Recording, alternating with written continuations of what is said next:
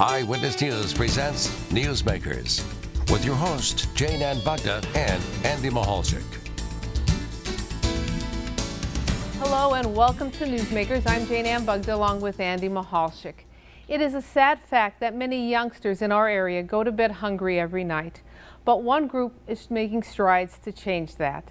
The Dinners for Kids program is our topic today, and when we come back, I'll introduce you to our guests, and our conversation will begin when this edition of Newsmakers returns right after this.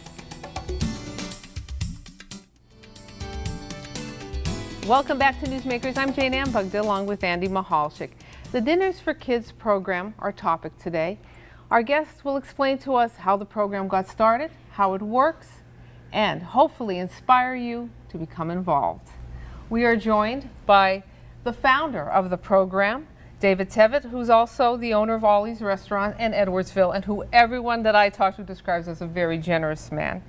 Joe Devise is with us also. He is on the board of the Dinners for Kids program. Joe, many recognize as being with the Children's Service Center and Human Services of Luzerne County for many, many years. Ina Lubin is also a board member for the Dinners for Kids program. A longtime worker at Penn State in the continuing education and many other groups. And Dr. Robert Butler from King's College is also joining us today. He has done a number of research on parenting and childhood development and pertaining to this particular program, the Dinners for Kids program. It's a very interesting program, and we're displaying some of the dinners, which we'll get into in a little bit. But I think we want to start off by just, giving us a brief description of what is the Dinners for Kids program. Okay, the Dinners for Kids program was founded over 2 years ago with the goal of fighting childhood hunger with healthy meals. My interest in this program started when I became aware of the magnitude of childhood hunger, despite all the government programs. And when I learned that besides human suffering, childhood hunger has an adverse effect on the children's mental and physical health, their behavior, and their school performance. When I was talking to teachers and human services officials, I found out that for many children, the only decent meal they get is the school lunch, and no decent meal at all when school is out, which is about half the days of the year. And without any comprehensive dinner program, many children go to sleep all the time on an empty stomach. And that's what led us to come with this solution, which is providing a nutritious and balanced meal and in a microwave safe container. And we also include fresh fruit, and we provide 6 meals per week year-round. Now, you came up with this idea. Did you model it after a certain program, or is this just your idea? My idea. I just like to find solutions, and I just found a solution that I thought that fits the need. And it's interesting when you think about, we often hear about programs to help people of all ages, especially children, but they're government backed. They have some kind of, taxpayer fund, or they need someone in Harrisburg or Washington to guide it. So, a lot of credit to you for saying, I want to do something in the private sector and really jump on board. That's tremendous. Just want to say too, oftentimes, having been in human services, it's the human service people who go to the entrepreneur and ask for help to do something like this. But this is just the opposite. The entrepreneur, who really is very successful in his business, found this. He found it empirically and really came to all of us and said, I need help. And he's really on target, and the program has been working very well. Tell us a little bit about the criteria for the families to become involved. Who do you serve? Well, all of the families come through referrals, and the referrals come from teachers in the classroom, and we primarily right now are working with Wyoming Valley West School District.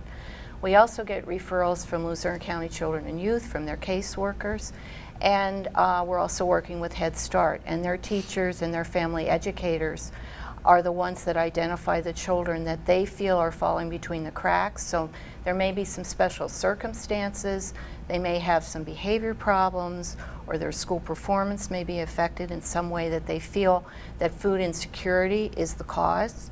And so that is how the children are identified. And then we check with the families. If the parents are agreeable to having the meals delivered, then we start delivering. And once a child in a family is identified, all the children in that family, regardless of how old they are, receive meals, because we assume if one child in the family is hungry, they probably all are. I'm sorry, Joe, go ahead. And I think what Ina said is something very important, because with kids, they can talk a little bit about hunger, but if you and myself are hungry, we say, we're hungry. But kids often express it in their behavior. And they notice that in school, like being listless or just having difficulties, showing some behavioral problems. And it's also showing that they're on the edge of poverty. And so it's a very serious issue, because it's the cause of many other problems. And that's why I think it's so important that intervention is, in a very timely way, it's there. And Joe, if I can, I've worked with Joe and covered Joe for 3 decades with Human Services in Luzerne County, and really a top-notch professional. And you know firsthand, Joe, you saw at the county level, Luzerne County, the need. Is the need getting much, is it getting greater out there now, becoming greater in your experience? I think it is. I think it's again, it's going in a subtle way, but I think during this recent economic kind of breakdown, more or less, I think we really saw some issues where people that would never even think of going to the soup kitchen or never even think of asking for help, they were doing it. And in the meantime, we also, through our team, through Children and Youth, through the school, Valley West, we were able to find other kids. And as I said, that you have to be very sensitive to the behavior of kids, because they don't necessarily come out and say, I'm hungry, I need some food. They do it sometimes, but it's in other ways. And I think that's why it's important. But to answer your question, Andy, I do feel it's growing. I think right now it's 1 out of every 5 is food insufficient. You bring up something interesting, and as you're saying this, we were talking about children in school, and their behavior. Is this something teachers are aware of, that maybe that a child is hungry? Is this something that they're alerted to? Well, and that's something, this is one of the great things about this program, is using the teachers to identify the children. A recent research study actually found that teachers are among the best people to identify food insecure children, and it's clearly through their behaviors. You see not just the behavior problems that were mentioned earlier, but we also see problems concentrating. They're not bringing their homework in, because when they're home, they're not able to concentrate on their homework. So the teachers are a perfect resource for finding these kids. And how many children are currently involved in the program? We have 115 children right now. And you're growing? We're growing, yeah. We had 150 over time, but some kids, as the families moved away, and even one family asked us after a year or 2 to stop servicing because the father got called back to work and they didn't need this program anymore. But you were there to fill their need when you could. Let's just talk a little bit, where are the meals prepared?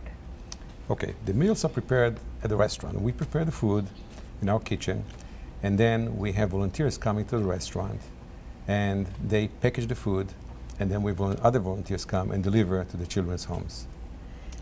How do you pay for the food? I mean, and not to get too much detail here, but people see this, people have a hard enough time putting groceries on their table, and they have jobs, and here you are, and you're a very generous man by all accounts, but you still have a business to run. How do you fund this? How do you get the finance, the resources to make this happen?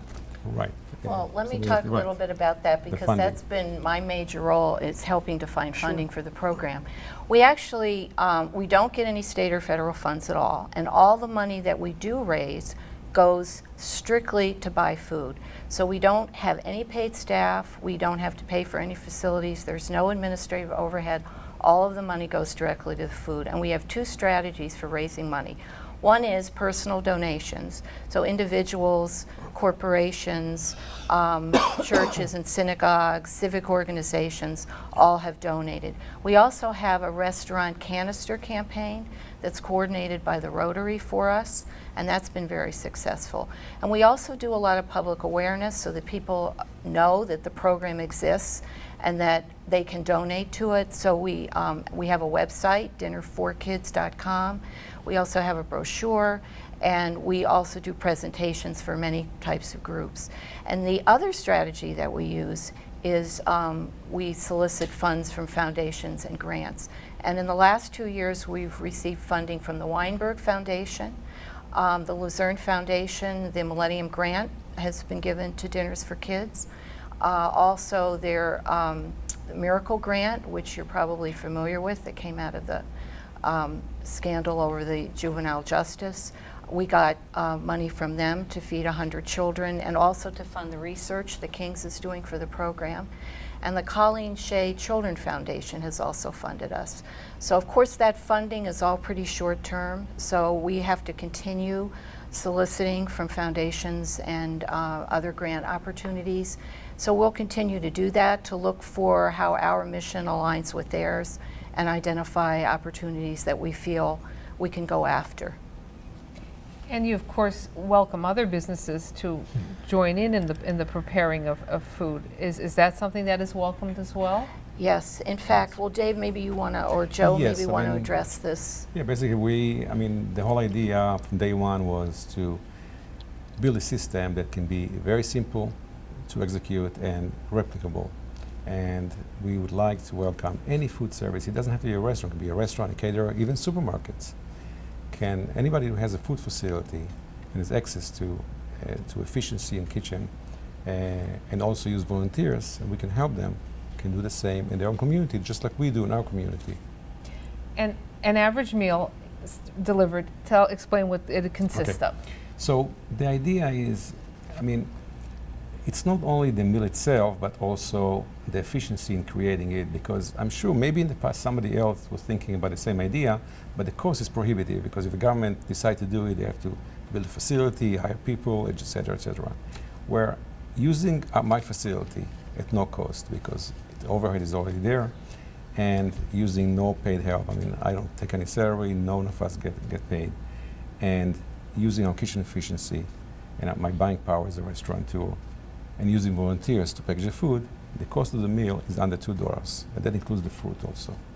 And that's a day, a meal? A meal a day. That's day. a dinner. And it's you deliver six? 6 meals year-round, even the summer, Memorial Day, Labor Day, all the holidays. We never miss a day, even not snow day. We never missed a day in 2.25 years. Wow. That is amazing. That is And amazing. that really is a testament to the volunteers, because Yeah. Absolutely. there are many who volunteer when they can, but everyone's schedule is so busy these days. Like So- Memorial Day, we just did it 8 in the morning instead of doing it 2 in the afternoon.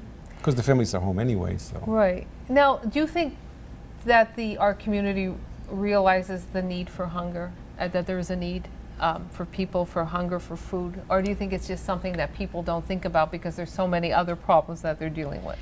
I think for the most part, people have their own problems. But I think there comes a time when they hear of somebody that's close to them, a relative, or especially during this recent economic issue, they began to see themselves in that same situation. But I think that's a very key point, because again, it's not the visible hungry child like we see maybe in Africa or in India. It's somebody who is perhaps having difficulty in church, or not church, in school, having learning disability, just being very listless, having a hard time paying attention, and just having real challenges in school. And I think that's where the kids speak through their behavior, and that's why it's so important. So I think while people really want to listen, but again, being preoccupied with their own problems, I don't think people really understand as much as perhaps the problem is. I think it's going much better. I think we're seeing a progressive understanding, but this is more serious than we think. For example, a couple years ago, we would never think about having a program like this. Here's Dinners for Kids, and thanks to David, who kind of is the reminder, the catalyst, that this is very serious. And this program is a message to the community. And that's why I think it's such an important program. And I think when people see and hear about this program, they want to contribute. Whatever they have, but they want to help. It's not something that is buried. And I know on your website there's a lot of nice thank you letters and from parents. When we come back, and we're going to take a short break, I want to talk about the effect on children of having a healthy meal every day. And we'll talk about the King's College study. As we head to break, we want to show you some video of a recent honoring the volunteers of the Dinners for Kids program. A lot of volunteers honored for their hard work, and you heard how hard they work. They haven't missed a day yet. Information on the Dinners for Kids program can be found on our website at pahomepage.com under the Newsmakers link.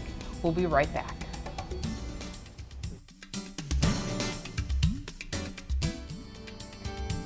Welcome back to Newsmakers. The Dinners for Kids program is our topic today. And we are discussing the program, how it's formed, how you can become involved. But an interesting aspect of this is that you've done some study on the youngsters that are involved in the program through King's College. And Dr. Butler, tell us a little bit about what you've learned from the children that took part in the Dinners for Kids program, how their attitudes changed, how they changed.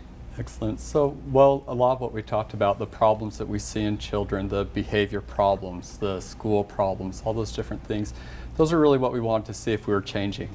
And so to do that, we're doing 2 phases to the research, and we've completed the first phase.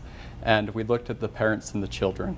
And what we found from the parents and the children is that what they're reporting from the time they began the program to now, well, we'll start with the parents. The parents are reporting that they're not stressed anymore, which can affect all their parenting skills.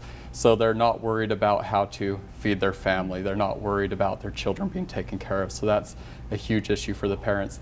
The parents are also reporting that their children are completing their homework with less complaining and more efficiently.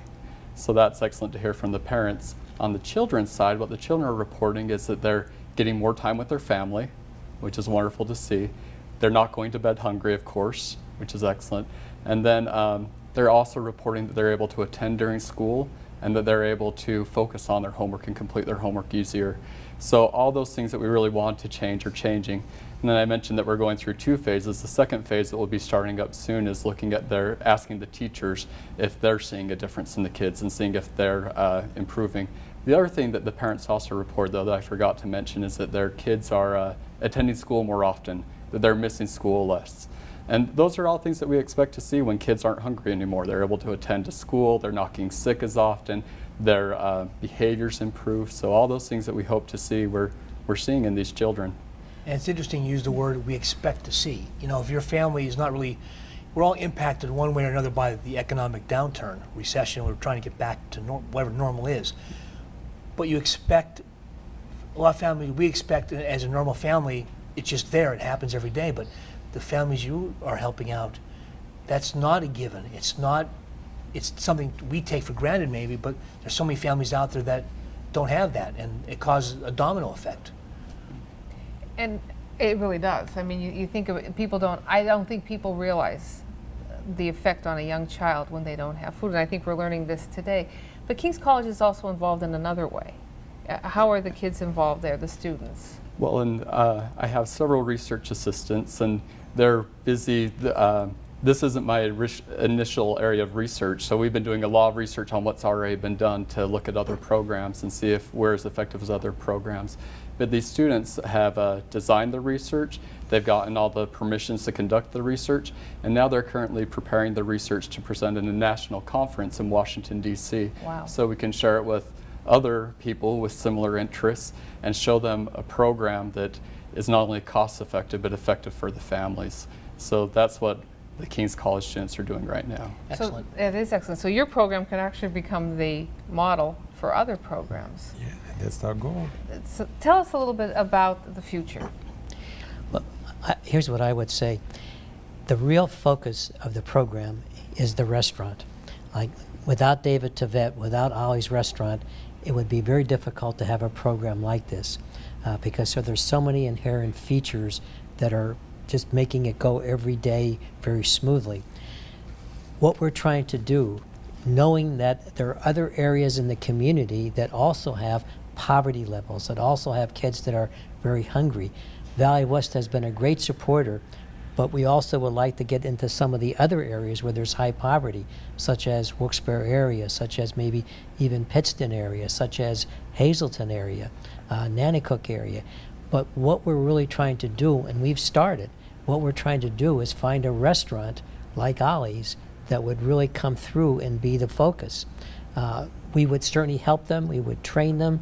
David would do everything possible to get them going, but we need somebody to kind of be that central entity to make that happen.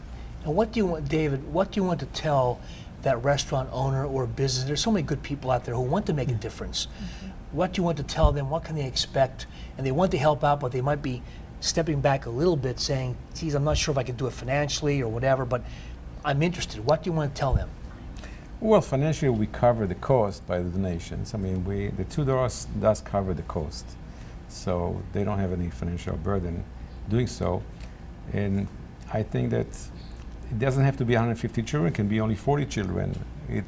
Whatever they do is fine, because there's going to be many restaurants. Everybody does 40 or 50 or 60 according to their ability.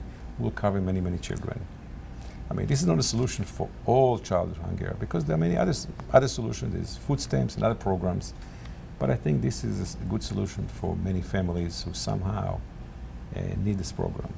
And, you know, and you're talking about expanding your program, but there might be somebody out there watching from a different area, from Lycoming County or from Sullivan County, who might say, no, this sounds like something we can do here. Would you be willing to talk to them? It doesn't have to be in our county. It could be anywhere in the country.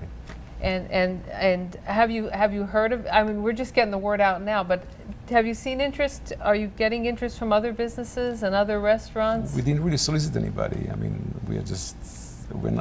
I just never tried to solicit anybody, and we only do it for 2 years. So I thought that time will pass by. The more exposure we get, the more we'll get, the more interest we'll get. And I think we also wanted to build a track record and show that it's a credible program. And certainly the research is going to help to prove that. So I think as Dave said, as we become more well known and the more experience we have, we will get interest, and we are all very willing to help. You know, it's really our goal for this to be replicated. And what's really fascinating, excuse me, Jane, is Dr. Butler talking about the research, when I say only after 2 years, 24 months, and what you've already learned and what you've weaned from this program. That's really fascinating. And from our side, looking at a program that, well, as David mentioned, there's a lot of programs out there already that feed kids. But this feeds kids a nutritious meal that, and if you look at the effect of nutrition just on brain functioning, having a healthy meal in kids does so much more than having an unhealthy meal in kids. So this is really a program that addresses so many of the problems that are kind of inherent in the other food assistant programs out there. So from my side, looking at a more global perspective, I'm really hoping this is something that can be seen and picked up by people at a more national level to really address the problems with hunger nationwide in a way that helps kids in a much healthier way than other programs have done. Cost-wise, it makes sense, and I think that's the important thing. And from the way it's laid out, it makes sense. To give you an interesting story, some kids were not even exposed to fruit before our program. And the interesting thing is, now kids are asking David for more fruit. Families are asking him for more fruit, which is tremendously nutritious. But that's something that really makes a lot of sense, that we'd rather do that than have them eat potato chips and other kinds of things that are just fattening and kind of help build children who are obese. Now, you do have quite a core of volunteers, but you could always use more. What type of volunteers are you looking for to help you out? And how can someone volunteer? If you're just, say, a group, a high school student, or maybe senior citizens, how can they help out? Well, since we package the meals between 2 and 3 in the afternoon, and then we deliver from 3 to 4, high school, I think it's just too early for them. And usually it's retired people because they have time. Other people might be working that time. So usually our volunteers are retired people or people who have a flexible schedule. And how does it work with the vehicles? If I'm a person out there watching of any age, do they use their own vehicles, and that's all part of the volunteer part? Yeah. Yes, the drivers go in a team of 2. One is driving and one is the runner. So, but they use their own car and their own gas. And you mentioned that when a family becomes involved, you not only feed the child that was referred, but the entire all the other children in the family. So that's important to know. But I think it's very important because at least the school-age children get school lunch. But what about the preschoolers, the 3-year-old? He's under the radar. And what else do you need? What else does your program need from the community? That A wish list. What do What you is need? your wish list? Yes. Yeah, 500,000 people watching. So what do you want to tell them? Well, we are certainly looking for donations because in order to keep the program going, we have to do continuous fundraising. And so if you're an individual that is doesn't want children to be hungry, and there are over 10,000 children in Luzerne County that are hungry, this is an opportunity for you to be able to donate to a program that we're showing really works. The other thing too that really was interesting, when we began, we found that the kids were asking for other things. I mean, they gained trust in the program, which was great, an excellent outcome. But in the meantime, we began seeing that they may need winter coats, they may need other things. The one family asked for tutoring for their homework. Well, that wasn't really our role, but you could see there are other ancillary services that help the family. So these families are in need, and it would be nice to see other things happen, especially around the holiday times. And it's all confidential. Yeah. All confidential. Yes, we want to stress that. And we do want to stress that we do have all this information on the Dinners for Kids program on our website at pahomepage.com. There you will find David's contact number, which we've had up during the show, and you'll learn a little bit more about the program and how you can get involved. And you do not have to be from this area to learn about the program if you're a business or a restaurant in another area that would like to learn about it. David, Joe, Ina, Robert, thank you so much for joining us today and explaining the program. The dinners look delicious. Thank you. We're hungry right now. We want to thank everyone behind the scenes, and for Andy Michalczyk, I'm Jane Ann Bugda. Thank you so much for making Newsmakers part of your day. We'll talk again next time, and check us out on pahomepage.com under the Newsmakers link.